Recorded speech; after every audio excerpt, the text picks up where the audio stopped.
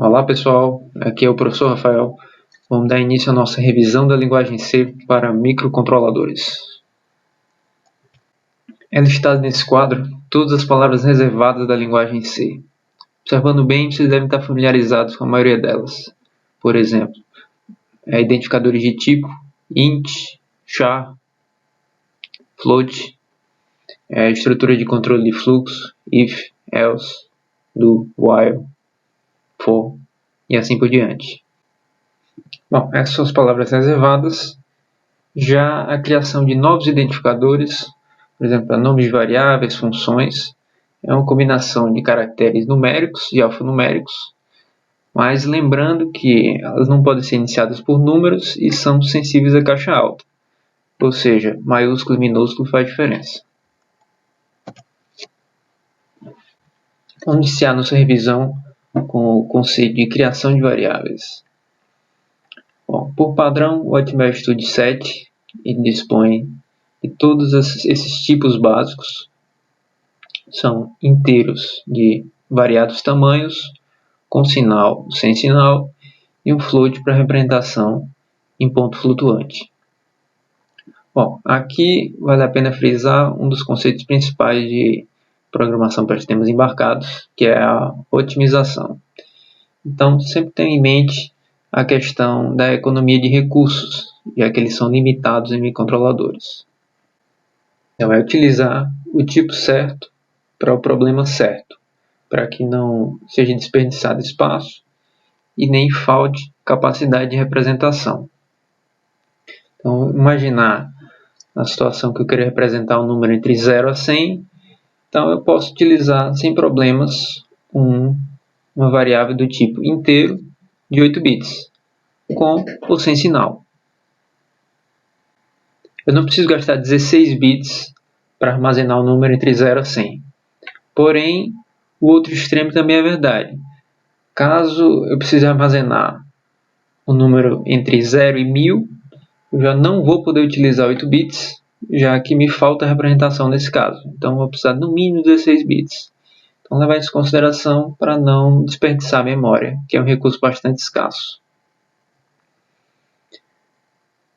O Atmel Studio ele reconhece os tipos no padrão C99, que eu recomendo fortemente por já estar identificado o tamanho, a quantidade de bits, o tamanho da variável, e se ela é com ou sem sinal aqui no próprio tipo. Mas você pode utilizar também os sinônimos aqui, que vocês já estão mais acostumados com as palavras-chave, unsigned e assim por diante. Bom, vamos revisar também uma série de modificadores. O primeiro deles é o const, que pode ser agregado aqui na declaração de uma variável e indica que essa variável não vai ser mais alterada em tempo de execução. Uma vez definida, ela vai ser constante para todo o programa. Arrays de dados. A definição de um vetor de dados em C segue a seguinte sintaxe. É o tipo desse vetor, o nome do vetor e o seu tamanho. Aqui está um exemplo. Um inteiro de 8 bits. Eu chamei essa variável de sequência e ela tem 5 posições. Esses arrays eles podem ser inicializados ou não. A sintaxe para inicialização está aqui embaixo. Simplesmente botar os valores entre chaves. Então, nesse caso, o mapa de memória vai ficar dessa forma. Vamos imaginar aqui que cada posição dessa daqui é um elemento do vetor. Então, a primeira coisa que a gente tem que lembrar é que os índices em C eles são iniciados em 0.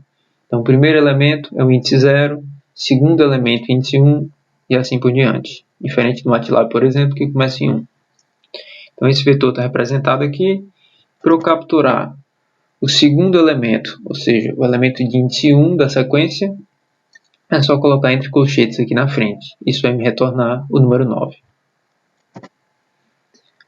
Para eu capturar o último número da sequência, de índice 4, mesma forma. E aqui tem um detalhe que você tem que prestar bastante atenção. É que em C, o compilador ele não checa o final dos arrays. Então, se você tentar acessar qualquer posição fora do escopo inicial, isso vai dar problema. Você vai estar acessando o lixo ou até uma outra variável do seu programa. Por exemplo, aqui, se eu tentar acessar o índice 5 desse array, ele vai me retornar um lixo qualquer aqui da memória de dados. Isso não é interessante porque se você tiver sorte, você não vai destruir nada, mas se você tiver azar, você pode estar destruindo um pedaço importante aqui do seu mapa de memória. Então, lembrar que o programador é quem é responsável por esse check. Mesma coisa para arrays multidimensionais. A sintaxe é bem similar. O tipo, o nome da variável e os tamanhos das respectivas dimensões. Também pode ser inicializado da mesma forma, entre colchetes, e o mapa de memória fica dessa forma. Representei aqui linha coluna, e a chamada é bastante similar também. Linha 0, coluna 2, inicializando do 0, vai me retornar o item 10 aqui, por exemplo, conteúdo 10. E da mesma forma não é checado os limites aqui do array multidimensional. Então tomem cuidado para não estar recuperando lixo, nem sobrescrevendo pedaços importantes da memória. Strings nada mais é do que um array especial de caracteres. A única diferença aqui é que deve ser reservada uma posição para o finalizador de string. Como é que é essa história? Bom, imagina que você quer guardar aqui essa string bola. Ela tem, obviamente, 4 caracteres, mas para esse armazenamento ser feito de forma correta, você tem que, no mínimo, definir um array com 5 posições. Isso porque você tem que lembrar de reservar a última posição para o finalizador de strings. Então, o mapa de memória fica dessa forma. Essa questão é importante porque, mais uma vez, você pode estar avançando no mapa de memória e destruindo alguma variável. Se esse teste aqui ele tivesse 4 posições, então o finalizador de string ele ia ser escrito mais para frente no mapa de memória e poderia estar avançando e destruindo alguma outra variável. O detalhe aqui é lembrar que a definição de constantes caracteres é aspa simples e constantes string aspa dupla. Structs, ou estruturas, é um conceito bastante utilizado por programadores experientes e às vezes negligenciado por iniciantes. Bastante simples, nada mais nada menos que um agrupamento de variáveis sobre o mesmo nome. A sintaxe é a seguinte: palavra-chave struct, o nome da struct, seguido pela definição das variáveis internas e a sequência de instâncias, se for o caso. Aqui está um exemplo, para tornar mais claro. Imaginar que a gente quer criar um struct para livros. E cada livro tem algumas características. Por exemplo, um título, um autor, assunto e um ID. Então, para isso, basta escrever aqui a struct nesse formato. E nesse caso, eu já criei uma instância dessa struct chamada livro X. E para ilustrar, criei uma outra instância chamada livro Y aqui por fora. Então, criei a struct, criei uma variável livro X do tipo struct livro e criei uma variável do livro Y do tipo struct livro também. E para acessar essas variáveis internas, é só utilizar um ponto. Então, para povoar o título aqui do meu livro X, livro X, ponto, título, e a string do título. E a mesma coisa para qualquer outro campo. Seguindo no exemplo do livro, esse livro que a gente criou, na verdade, é um tipo novo. Então, para formalizar a criação desse tipo novo, a gente pode utilizar essa diretriz type-def. É utilizado simplesmente para criar tipos novos. Então, no exemplo do livro, a gente criou esse struct livro e a gente pode definir um tipo novo chamado livro que segue aqui essa determinada estrutura. Então, à medida que a gente coloca essa diretriz aqui, eu posso criar tipos, eu posso criar variáveis do tipo livro, da mesma forma que eu crio variáveis de tipos básicos, inteiro ou char, qualquer coisa do tipo. Então, a criação aqui desse livro exemplo aqui é só botar livro, o tipo, novo tipo que foi definido aqui em cima, e o nome da variável que eu quero criar. E para povoar essa variável, da mesma forma, utilizando o operador ponto para acessar os itens internos. Outro recurso que é bastante utilizado na programação para embarcados é o enum, que é nada mais nada menos do que um mapeamento de um conjunto de valores inteiros para identificadores. A sintaxe aqui é a seguinte: palavra-chave enum, o nome do enum que você está querendo criar, e o conjunto aqui de variáveis, de constantes inteiras e os seus novos identificadores pelos quais podem ser acessados. Aqui do lado está um exemplo: criar um enum de cores e vou mapear essas constantes aqui para essas cores. Então, o amarelo agora vai ser 0, o vermelho vai ser 1, o azul vai ser 2. Então, aqui está definido o enum cores, e eu posso criar variáveis do tipo enum cores da seguinte forma, né? Enum cores, minha cor aqui, por exemplo. Caso eu atribua azul essa minha cor e dê um print aqui, por exemplo, para ilustrar, isso vai me retornar o inteiro 2. Então, posso trabalhar indistintamente aqui com os identificadores ou os números. Bom, agora que a gente já viu os tipos disponíveis de variáveis, outro ponto bastante importante é o seu escopo, que é a área de visibilidade dessa variável. Bom, basicamente temos duas opções: variáveis globais. Elas são definidas fora de qualquer função, no corpo principal do programa, aqui nesse exemplo, e elas são visíveis por todo o programa, o arquivo todo do programa. E a outra opção são variáveis locais, definidas dentro de funções e só são disponíveis no interior dessas funções. Na verdade, elas só existem enquanto a função é executada. Na medida do possível, deve-se dar preferência para variáveis locais, pois variáveis globais elas ficam fixas na memória, e a gente já viu que memória é um recurso limitado no meio controlador. Porém, as variáveis locais têm uma limitação, que como elas só existem enquanto uma determinada função é executada, então caso você queira executar a função várias vezes e manter um determinado valor, nesse caso você teria duas opções: ou criar realmente a variável global ou utilizar o modificador static.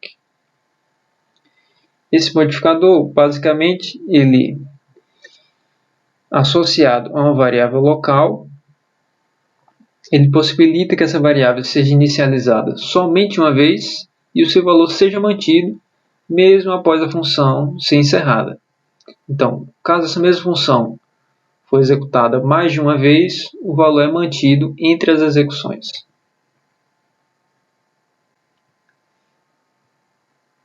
As constantes em C podem ser representadas em diversas bases. Aqui está a sintaxe para isso: representação em decimal, octal, hexadecimal com 0x e binário 0b.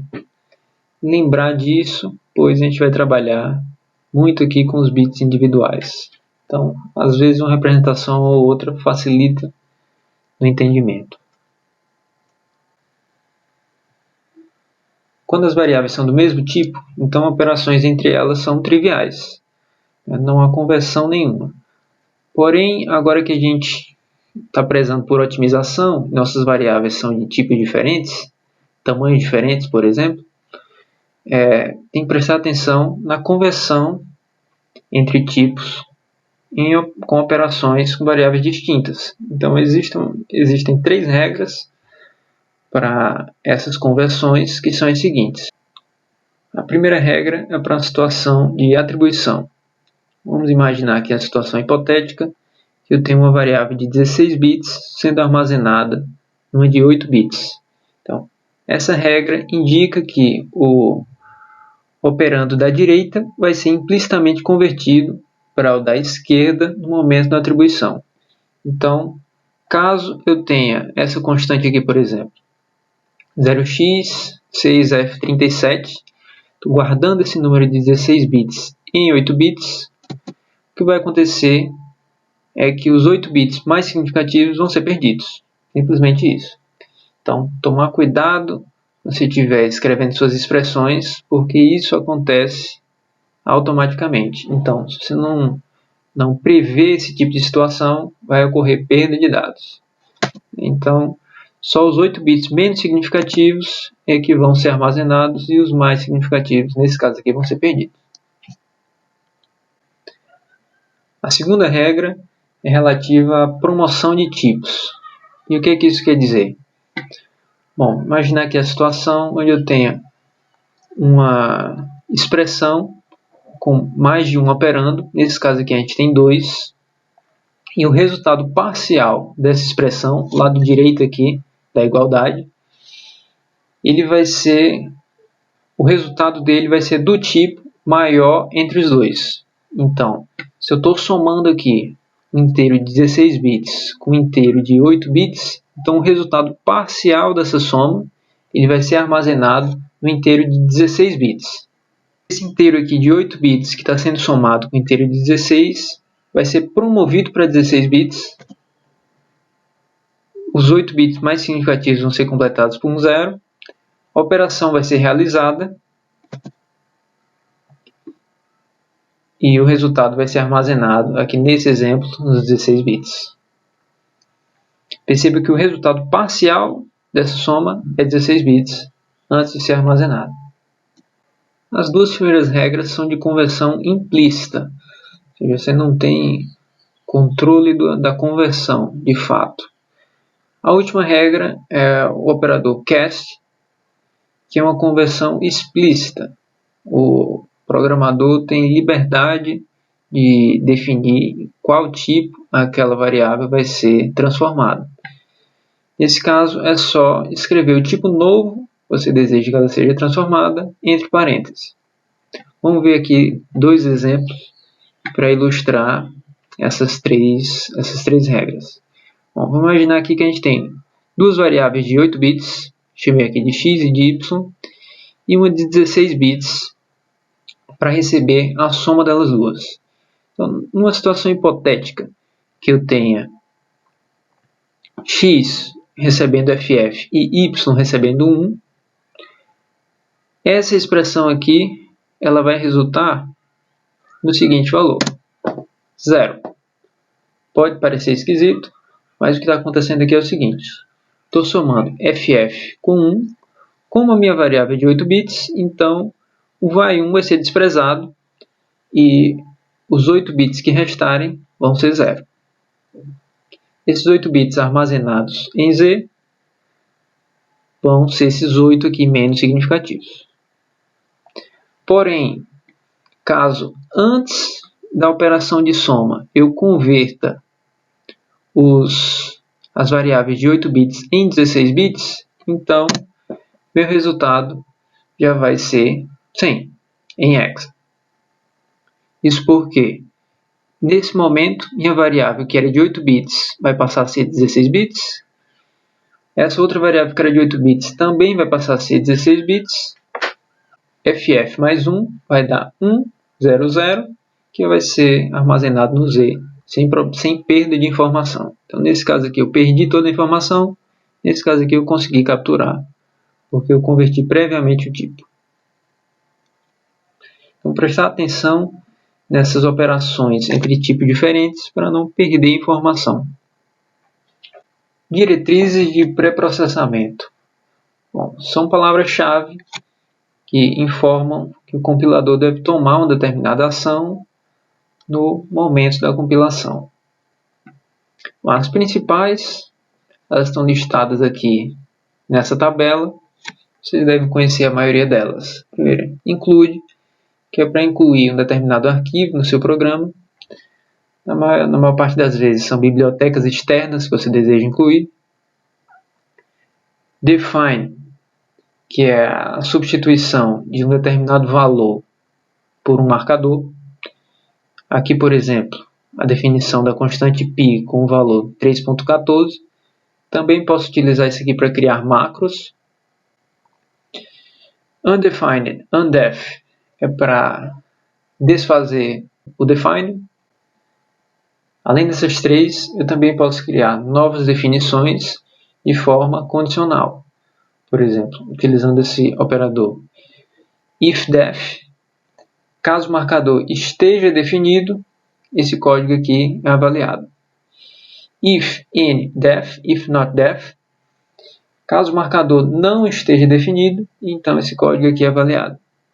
Essa é uma forma de criar definições flexíveis em função da definição de parâmetros. Eu também posso utilizar a estrutura if, else if e else para criar uma estrutura bem complexa aqui de defines. Operadores em C. Acho que a maioria deve lembrar dos operadores básicos: soma, subtração, multiplicação, divisão, incremento, decremento. Às vezes o pessoal esquece do resto, está aqui marcado. Todos os operadores aritméticos são esses aqui. Os operadores relacionais estão aqui também, bem padrão. Maior, maior igual, menor. Que às vezes o pessoal esquece é o operador relacional de igualdade. Quando eu estou testando se duas variáveis são iguais, lembrar de utilizar o igual duplo. Igual simples é de atribuição, igual duplo é de teste de igualdade. E o diferente com a exclamação. Bom, os operadores lógicos, booleanos e bit a bit, esse aqui vamos revisar com um pouco mais de calma, porque o pessoal sempre confunde. Vamos lá. Bom, C disponibiliza esse conjunto aqui de operadores. Eles são categorizados aqui em duas seções diferentes. Os operadores booleanos, eles retornam verdadeiro ou falso. Basicamente é isso. Os operandos são avaliados e retornam verdadeiro ou falso. Já os operadores bit a bit retornam uma palavra binária do mesmo comprimento dos operandos. Então vamos ver aqui dois exemplos.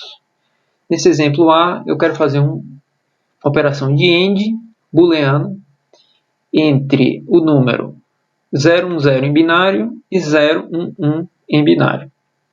Como é que essa operação aqui vai ser realizada? Bom, esse operando aqui, ele vai ser avaliado como verdadeiro ou falso. Para ser falso, ele tem que ser exatamente 0.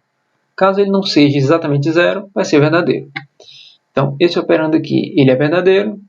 Esse outro operando, ele também não é 0, então é verdadeiro. E a operação de AND é realizada entre esses dois caras. Então, verdadeiro, AND verdadeiro, dá verdadeiro. Então, essa operação aqui vai retornar 1, que é verdadeiro. Já essa mesma operação, bit a bit, com os mesmos operandos aqui, 10 e 11, vai retornar o seguinte. Bom, como é bit a bit, então eu vou ter que realizar bit a bit individualmente. Então, 0, end 1, 0, 1, end 1, 1, 0, end 0, 0. Perceba que os resultados são diferentes. 2, end 3, lógico, dá 1. E 2, end 3, bit a bit, dá 2.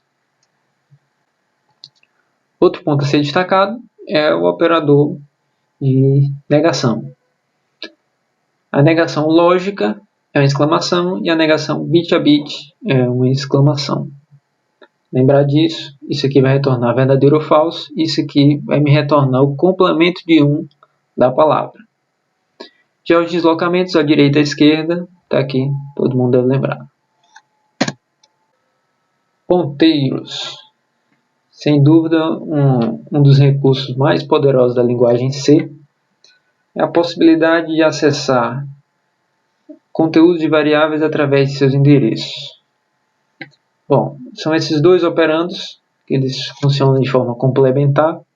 O i comercial, ele retorna o endereço daquela variável, e o asterisco, o conteúdo apontado por aquele endereço. Aqui embaixo tem um exemplo para ilustrar melhor. Vamos ver aqui. Bom, imagine a situação hipotética que eu criei 4 variáveis A, B, C e D de 8 bits, inicializei ela com valores quaisquer e criei 2 variáveis ponteiro para inteiros de 8 bits. Isso está identificado aqui através desse asterisco.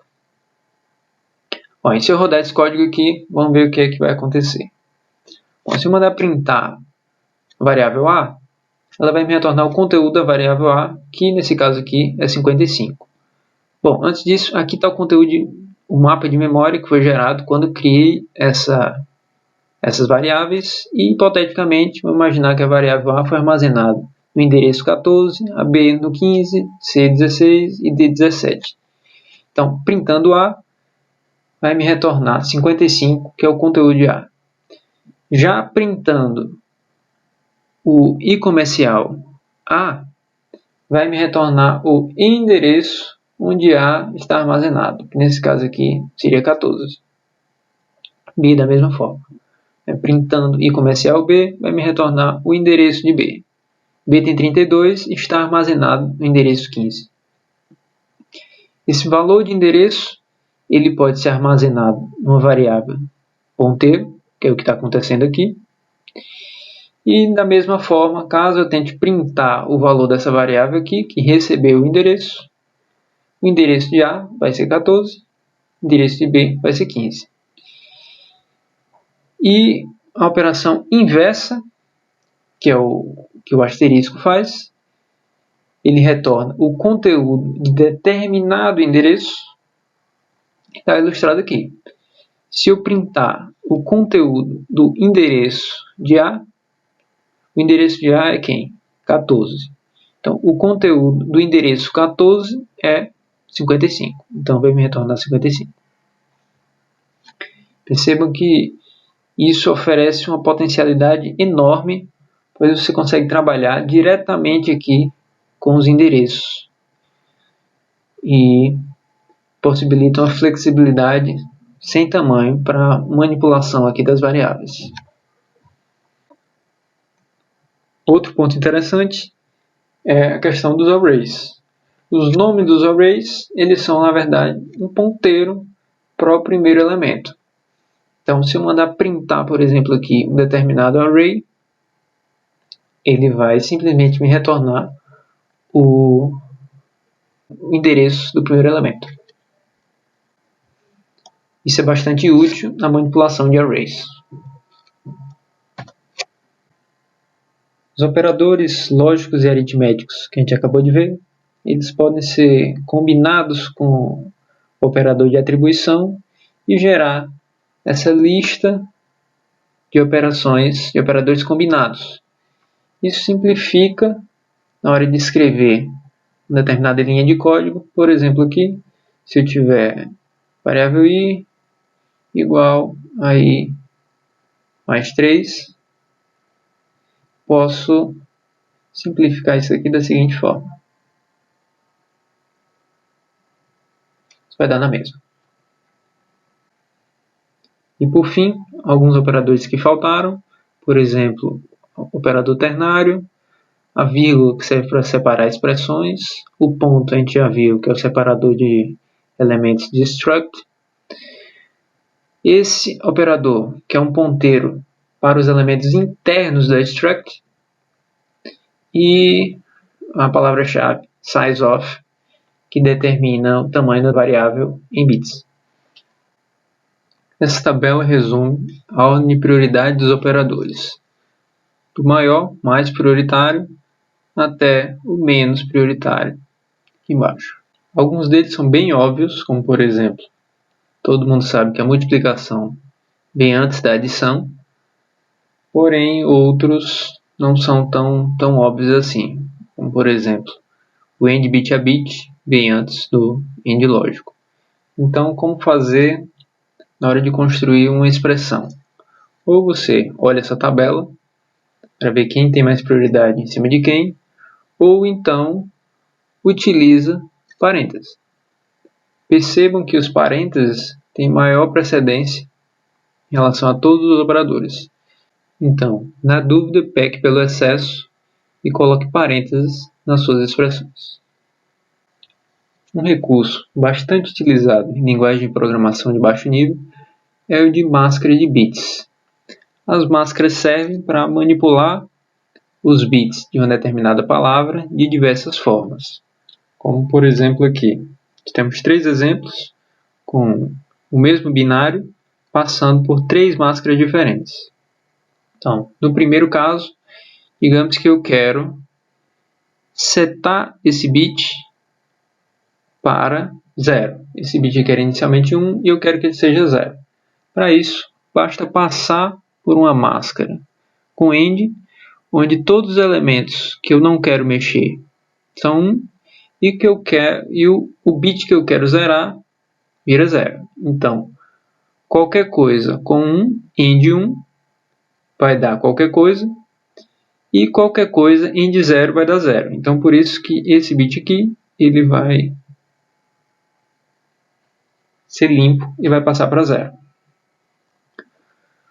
O dual disso, caso eu queira, por exemplo, setar esse bit aqui para 1, eu posso passar uma máscara com um ou, onde todos os elementos que eu não quero que sofram modificações são 0, e o bit que eu quero setar vai para 1. Então, qualquer coisa ou 0 dá qualquer coisa, e qualquer coisa ou 1 dá 1. Então, como esse cara aqui eu quero setar para 1, qualquer coisa ou 1 vai ser 1.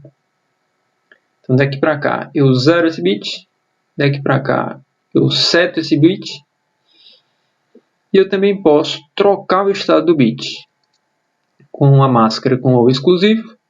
Eu posso aqui nesse caso, por exemplo, trocar o estado desse bit. Se esse bit aqui for 0, 0 ou exclusivo 1 vai dar 1. E se ele fosse 1, 1 ou exclusivo 1 dá 0. Então perceba que ele troca o valor desse bit. Vamos revisar agora a sintaxe das estruturas de controle de fluxo em C. A primeira delas é o par if-else. Todo mundo deve lembrar. Se uma determinada condição for verdadeira, então esse bloco de comandos aqui é executado. Caso contrário, esse outro bloco é executado. Está aqui a mesma explicação de forma gráfica. O elemento losango é o de condição.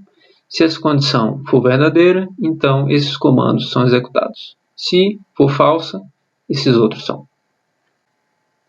A segunda estrutura é o switch, que possibilita comparações múltiplas. A sintaxe dele é o seguinte: switch, determinada variável, e os cases e o default. Então, quando essa variável for igual a uma determinada constante, então esses comandos aqui são executados até chegar no break. Se a variável for igual a constante 2, esses comandos aqui são executados até chegar no break. Caso a variável não seja igual a nenhuma das constantes, os comandos do default são executados. Aqui de forma gráfica, caso essa condição seja igual a constante do case 1, isso é executado e assim por diante. Caso você não coloque esse break, todos os comandos abaixo também serão executados até que o switch seja finalizado. Vamos agora para as estruturas de repetição. Vou começar aqui pelo for. A sintaxe é a seguinte: for, palavra-chave, a inicialização dos contadores, uma condição e o incremento.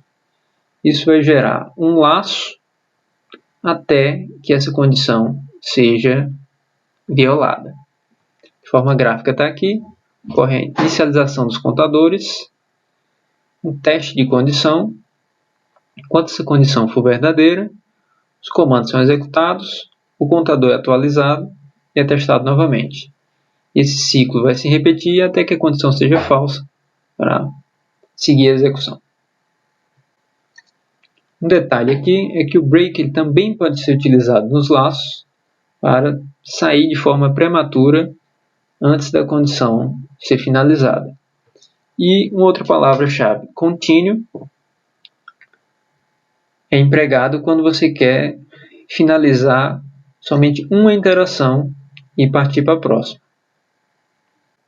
Uma outra forma de gerar laços é com o comando while, e a sintaxe aqui é a seguinte: while, condição, comandos. Então, enquanto essa condição for verdadeira, esse laço aqui ele continua sendo executado.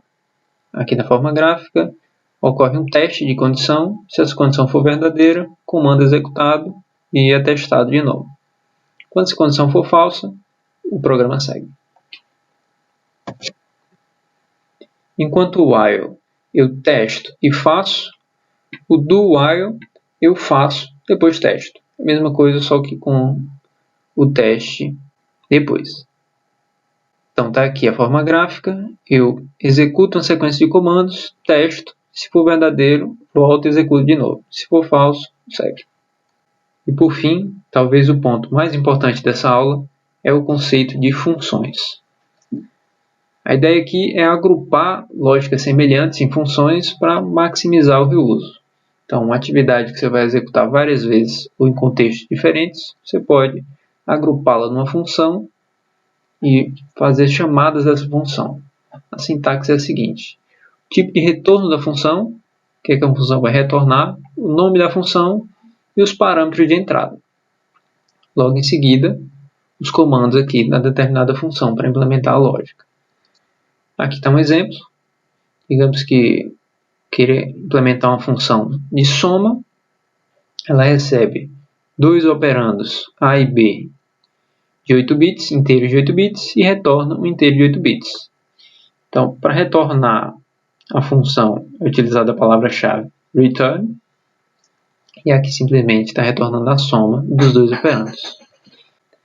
Esses operandos eu posso passar de duas maneiras: por valor, onde é passada uma cópia do operando original para a função, ou por referência, onde é passado o endereço do determinado operando. Passagem por valor, eu não tenho acesso a alterar o parâmetro original. Já por referência, eu posso alterar a variável original, já que eu estou recebendo o endereço dela, e não uma cópia da mesma. Antes de fazer qualquer chamada da função, você tem duas opções: ou define a função inteira, da forma que está aqui, ou declara um protótipo da função, que seria só esse cabeçalho aqui, indicando quais são os argumentos e o tipo de retorno, para que o compilador possa se orientar e reservar os recursos necessários no tempo de compilação.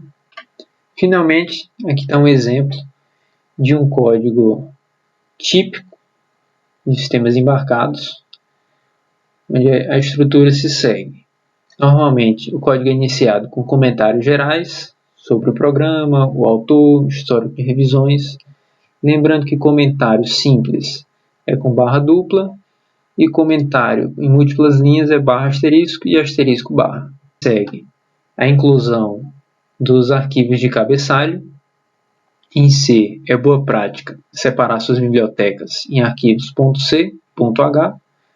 Os arquivos .h normalmente contêm os protótipos de funções e as definições de constantes visíveis por todo o programa.